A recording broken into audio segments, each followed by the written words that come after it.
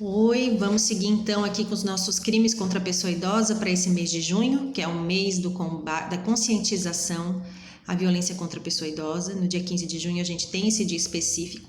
Hoje eu vou falar então para vocês sobre o artigo 97 do Estatuto do Idoso, que diz o seguinte: deixar de prestar assistência ao idoso, quando possível fazê-lo sem risco pessoal, em situação de eminente perigo, ou recusar, retardar ou dificultar sua assistência à saúde sem justa causa, ou não pedir nestes casos socorro à autoridade pública. A pena é de detenção de 6 meses a 1 ano, mais multa.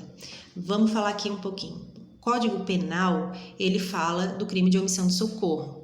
Quando o Estatuto do Idoso vem e coloca aqui a frase prestar assistência ao idoso, ele está criando um sujeito novo nesse crime. Então, quando ele fala deixar de prestar socorro contra uma pessoa idosa, é um pouquinho diferente do crime do Código Penal. Além disso, o Código Penal ele fala de omissão, deixar de prestar socorro ou se recusar a oferecer ajuda quando uma pessoa precisa. Aqui nesse caso, ainda tem mais 2 verbos, que são 2 tipos penais que a gente chama: retardar ou dificultar o acesso ou a ajuda que aquele idoso precisa. Aqui não fala que é com relação familiar, então qualquer pessoa pode ser um agressor dentro desse crime aqui que está estabelecido, dentro desse delito, ok? Então, o Código Penal, né, ele trata isso como uma forma genérica e aqui ele cria esse tipo específico que é com relação ao idoso. O que a gente tem de exemplo aqui para a gente pensar? Quando a gente verifica, por exemplo, que tem um idoso vizinho, uma pessoa idosa na vizinhança que é vítima de maus tratos, de agressão, todo mundo conhece alguém que sabe de um idoso que precisa de ajuda.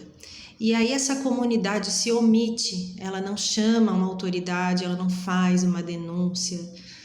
Eventualmente, as pessoas que tinham conhecimento daquela situação podem ser enquadradas aqui no artigo 97. Quando alguém da família, isso é muito comum. Aqui comigo, no escritório, aparece muitas famílias querendo uma medida protetiva ou um pedido de afastamento ou regulamentação de visita, por exemplo, de um irmão, alegando que esse irmão trata mal o pai ou a mãe, ou que esse irmão vem desviando o patrimônio do pai ou da mãe.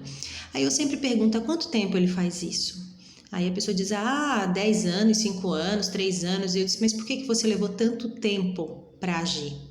Porque a minha grande questão aqui é, se eu entro com pedido judicial de qualquer coisa com relação a esse idoso alegando esses maus tratos, a outra parte pode vir com esse artigo e dizer, mas cadê vocês no momento em que vocês tinham essa suspeita?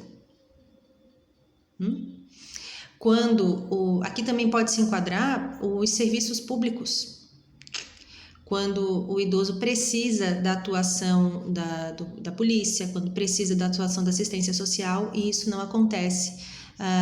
Geralmente quando se dá por um acúmulo de atividades dessas instituições, né, e uma falta de pessoal. Então, eles também retardam e acabam obstando o atendimento a essas pessoas idosas, tá? Então é um crime comum que qualquer pessoa pode cometer, não precisa então do nexo entre vítima e agressor serem da mesma família ou terem a relação de cuidado entre um e outro estabelecida. Qualquer pessoa pode cometê-lo, desde aquele que sabe na vizinhança até aquele que sabe na família ou até aquele que vê o idoso numa situação iminente de perigo e não vai fazer nada, fica sentado assistindo. Então, qualquer um pode ser enquadrado. Gente, é claro que no dia a dia, esses crimes de menor potencial ofensivo, eles acabam não tendo a necessária atenção, nem da sociedade, nem dos órgãos que poderiam levar essa denúncia ao Poder Judiciário, por exemplo, para que tivesse, uma pena com relação a essa pessoa que deveria ou não deveria fazer a coisa.